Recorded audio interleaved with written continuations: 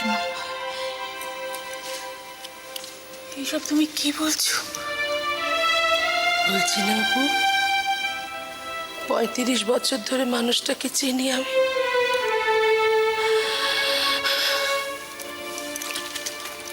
কাকার বয়স হয়েছে,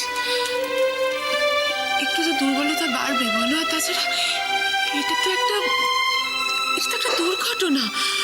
আমি তোমায় বলছি কাকার কিচ্ছু হবে না কাকিমা, কাকা একদম ঠিক হয়ে যাবে।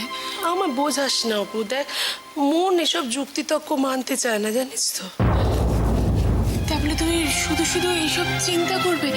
আমি তোমায় বলছি এইসব চিন্তা তুমি মাথা থেকে একদম দূরে সরিয়ে দাও তো। কি করবো, দুশ্চিন্তাকে ডেকে আনতে হয় না, ও নিজে নিজে চলে আসে, আপনি চলে আসে।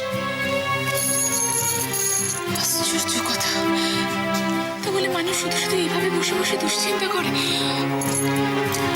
তুমি আমার কথা শোনো, আমি তোমায় বলছি কাকার কিছু হবে না কাকিমা, আমরা সবাই আছি, কাকা একদম ঠিক হয়ে যাবে, তুমি দেখো। অনেকটা রক্ত বেরিয়ে গেছে, তাই না? ডাক্তার বলেছে একটু দুধ খেতে দেবে, ফল খেতে দেবে, একটু রেস্টে রাখবে, দেখবে আবার সব ঠিক হয়ে যাবে। ঠিক হয়ে যাবে না?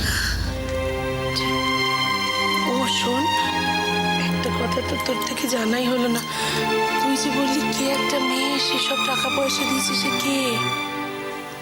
হ্যাঁ গো কাকিমা, শুধু টাকা পয়সা নয়, ও যদি ঠিক সময়ে কাকাকে নার্সিংহোমে নিয়ে এসে ভর্তি না করতো তাহলে আমাদের ভগবান রক্ষা করেছেন, জানো তো।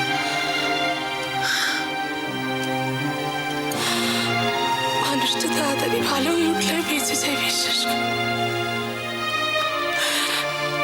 মানুষটা তাড়াতাড়ি ভালো হয়ে উঠলে না, ও আমি আর পাচ্ছি না,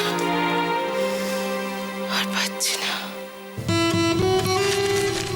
কাগজে দেখতে ভালো লাগে, রোজ কোনো না কোনো অ্যাক্সিডেন্টের খবর। সেদিনকে নিজের চোখে যা দেখলাম,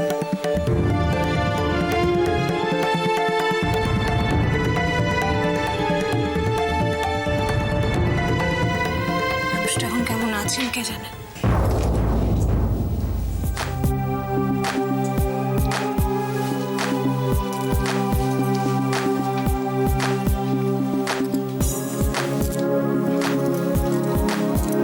কি হলো আজ আমার মেয়ে গুড গার্ল হয়ে ঘরে কেন?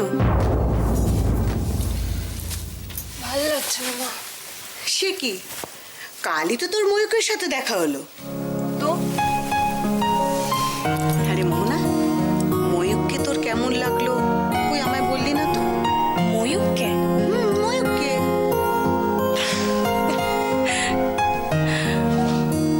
ভালো লেগেছে মা, ভালো ছেলে। সত্যি বলছিস? বাহ, যাক, আমার মনটা এতক্ষণে হালকা হলো। জানিস তো আজ সন্ধ্যেবেলা ওদের বাড়িতে যেতে হবে, ওরা ফোন করেছিল। ওকে। ময়ূক খুব ভালো ছেলে, ওদের টুইমা বলছিলেন এই অত বড় নার্সিংহোমটা ও একাই সামলায়, আর ডাক্তার হিসেবেও এই বয়সে নাকি যথেষ্ট নামডাক হয়েছে। তো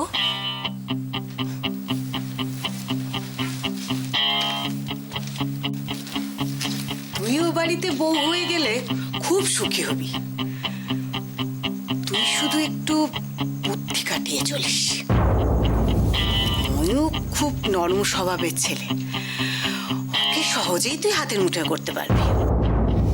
তাছাড়া ও বাড়ির সব কর্তৃত্বই তো তোর হবে, শুধু ওর ওই মাসি, আরে যাকে ওরা টুইমা বলে ডাকে,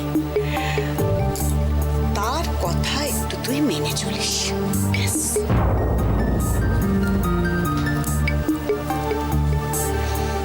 তো একটা কথা জিজ্ঞেস করবো মা?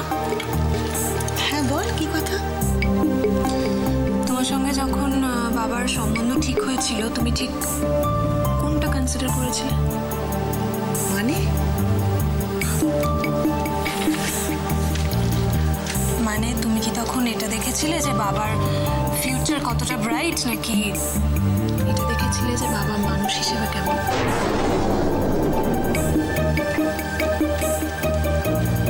আমি কিন্তু ময়ূকের মধ্যে সেই মানুষটিকে খুঁজছি মা, যে সারা জীবন আমার সব থেকে ভালো বন্ধু হয়ে থাকবে। বিশ্বাস করো বাবা, এতদিন যা কিছু হয়েছে সব আমি নিজে ফেস করেছি। তবুও তোমাকে কোনো প্রেশার আমি দিতে চাইনি। ময়ূক, আরে নতুন করে আজকে এসব বলছিস কেন? আমি কি এসব জানি না? তুমি কতটা জানো আমি তা জানি না বাবা, তবুও তোমাকে সবকিছু না বলে আমি থাকতে পারছি না। ব্যস্ত, কি বলতে চাস বল। নার্সিংহোমের অ্যাডমিনিস্ট্রেশনের পাওয়ারটা দাদার একার হাতে তুলে দিয়ে কিন্তু তুমি ভুল করেছো। হোয়াট?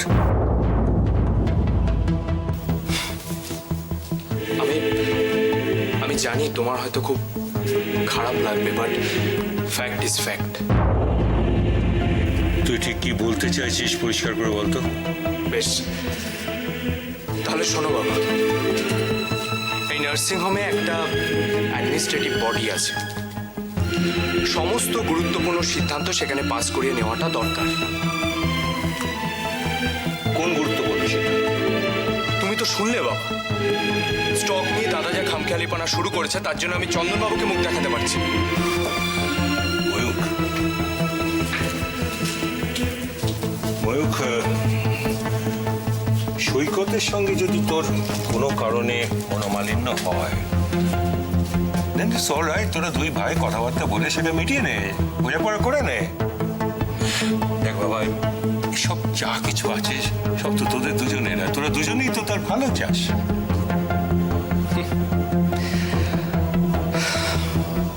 দাদাকে দেখে আমার তা মনে হয় না বাবা, কারণ দাদার কাছে বাবার চেয়ে মৈত্রবাড়ি কাকা বেশি, নিজের ভাইয়ের চেয়ে বৌদির দাদা বেশি। এসব কি বলছিস তুই ময়ূক? আমি ঠিকই বলছি। এরই মধ্যে তুমি সব ভুলে গেলে? আমি কিন্তু ভুলিনি বাবা। এরপরও ও যদি নিজের ইচ্ছে মতো এই নার্সিংহোমে কাউকে রিক্রুট করে, আমি কিন্তু তা মানব না। রিক্রুট করে? কাকে রিক্রুট করবে? দেখো বাবা, দাদা আবেগ তাড়িত হয়ে যে কোনো সিদ্ধান্ত নিতে পারে, বাট আমার কাছে আগেই নার্সিংহোমের গুডউইল, তারপরে সম্পর্ক। সেটা যদি নিজের দাদাও হয় তাহলেও তাই। ময়ূক,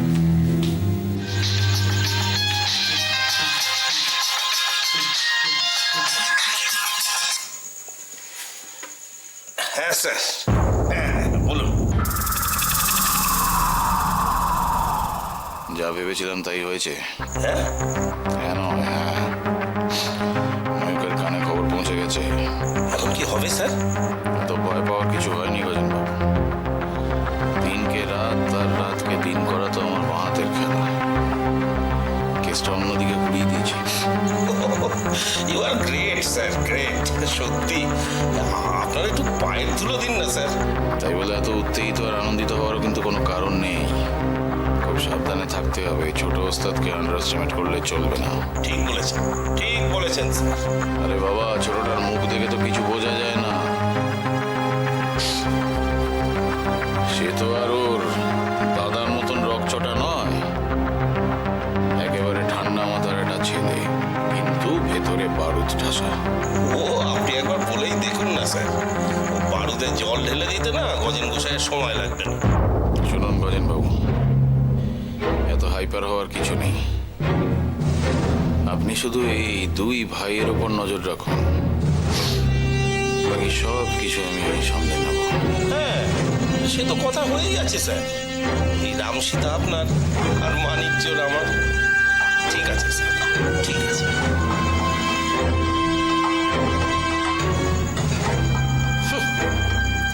মধ্যবিত্তের আবার বারুদ। দুটো ভাইয়েরই কপাল বড্ড খারাপ, বেচারা।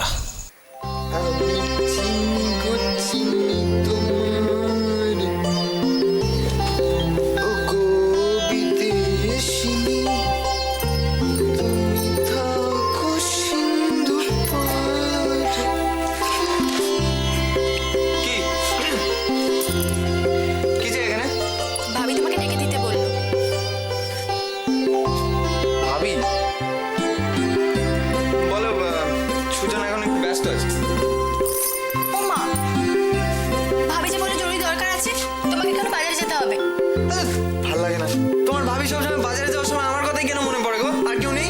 আর কার কথা মনে পড়বে? কেন? দাদা কোথায়? হ্যাঁ, এবেলা দাদার কথা তো মনে পড়ে না। ঠিক আছে, আমি এটাকেই বলে দিচ্ছি। হ্যাঁ, এই না, এই!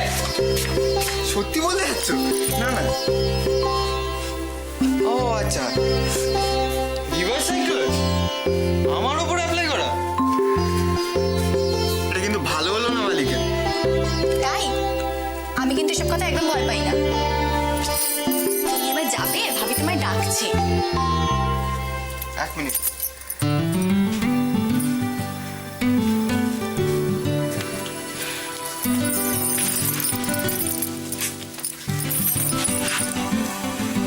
চোখ বন্ধ, চোখ বড় করতে বলিনি, বন্ধ করতে বলেছি।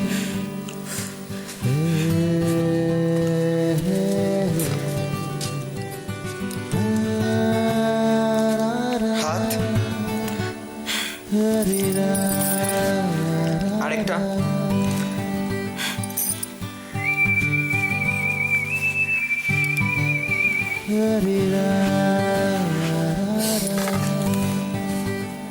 এটা কি? কেন সুজন? এটাকে আমরা খাতা বলি আর এটাকে পেন বলি। আর এই দুটো হলো তোমার রাখির গিফট। তোমার লেখার হাতটা সত্যি খুব ভালো মুস্কান, লিখতে যে তোমাকে হবেই। লিখবো? কি লিখবো? এই আমাদের জীবন যুদ্ধের চুপ কথা। পারবে তো? পারবো, পারবো সুজন, আমাকে পারতেই হবে।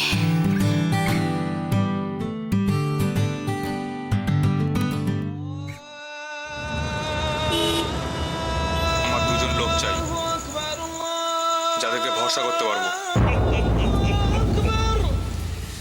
হাসালে বটে মিজানুর ভাই। আরে বাবা, তুমি ডাক দিলে 50টা লোক এক্ষুনি এসে হাজির হয়ে যাবে। ওদের দিয়ে কাজ হলে কি আর তোমাকে বলি? সালা যেখানে আছে না মালটা, ওখানে প্রত্যেক কটা লোক খুব চালাক। আমি কোনো ঝুঁকি নিতে পারবো না। তাছাড়া আমি আমার ছেলেদেরকে এই কাজে জড়াতে চাইছি না। পুলিশের চাপটা বেড়েছে আর ওদের উপর অনেকগুলো কেসও ঝুলছে। ওসব নিয়ে তুমি ভেবো না, ওসব নিয়ে তুমি একদম ভেবো না। আরে আমি তো আছি, গজেন গোসাই তো আছে। তবে কি জানো ভাই, আমার ছেলেগুলোকেও না ওই শালা পুলিশগুলো ঠিক চিনে রেখেছে। তাহলে বাইরের কাউকে তো ভরসা করতে পারবো না। ঠিক আছে, ঠিক আছে, ওসব আমি ম্যানেজ করে নেবো। কোন নিয়ে তুমি একদম ভেবো না। ও এমন সাজাবো না, রাম থেকে রহিম, চোর থেকে সাধু।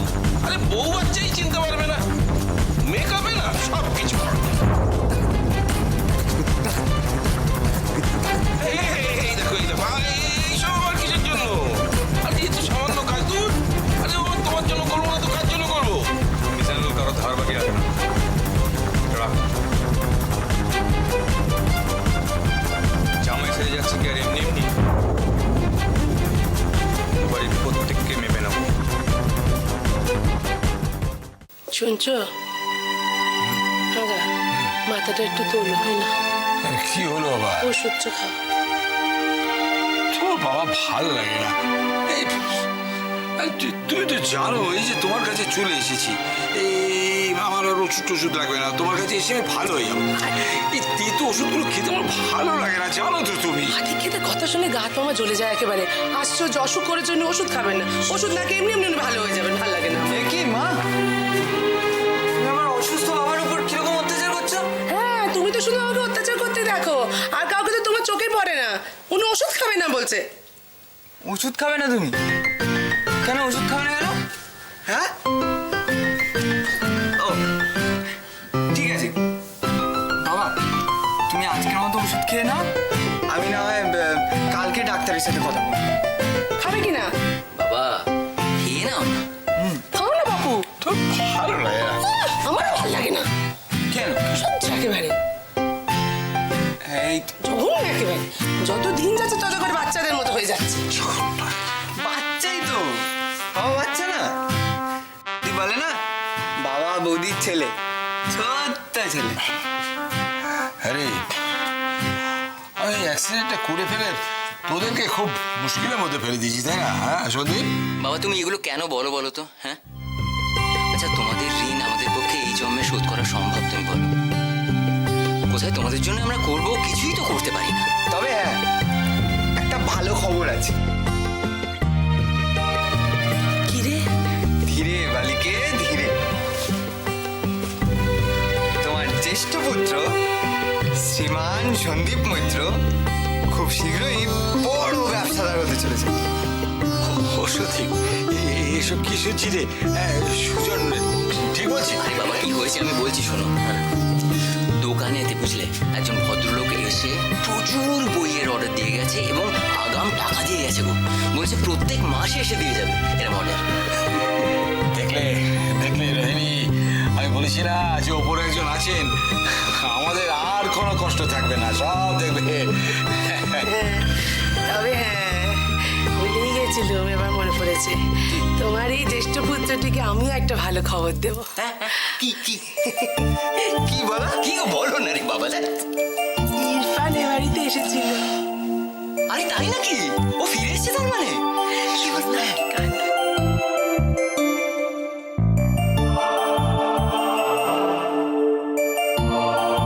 হে ভগবান, তুমি চিরদিন এভাবে সুখে দুঃখে আমাদের সাথে দেখো। আজ এত দুঃখেও সবার মুখে এত হাসি, এ তো তোমারই দান, তাই না? মা, ওনারা এসে গেছেন। আসুন, আপনারা আসুন। আরে আসুন আসুন আসুন।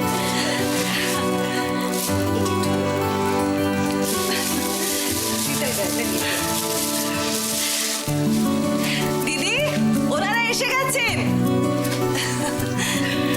আসুন। মোহনা, তুমি এখানে একা দাঁড়িয়ে আছো কেন? এসো ভিতরে, এসো এসো।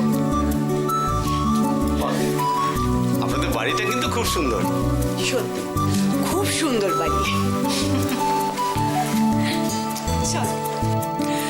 কে? আমাদের মোহনা তো?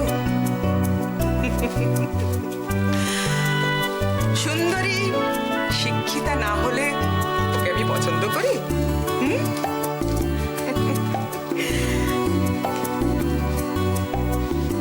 ভারী লক্ষ্মী মেয়ে। এতদিনে মা লক্ষ্মী আমাদের ঘরে প্রবেশ করলেন। এই হলো নিতাই, আমাদের অনেক পুরনো লোক, খুব ভালো। বলছি, ময়ূককে দেখছি না তো, ও এখনো ফেরেনি বুঝি? একটা কাজ পাগল ছেলে, ওর ফেরার কোনো ঠিক আছে? মিস্টার দেবরায়কে তো দেখছি না। ও তো হবে হবে, নিশ্চয়ই হবে। মেয়ের যখন এ বাড়িতে বিয়ে দিচ্ছেন তখন সকলের সঙ্গে আলাপ হবে। এখন চলুন বাড়িটা ঘুরে দেখাই। মোহনা, আমি একটু দিদিভাইয়ের সাথে গল্প করি না, এখানে থাকি। তোমরা এখন